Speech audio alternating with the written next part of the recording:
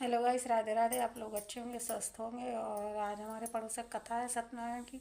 उसमें जाएंगे, आप लोगों को दिखाएंगे, दर्शन भी करवाएंगे सत्यनारायण कथा के। दिखाते हैं।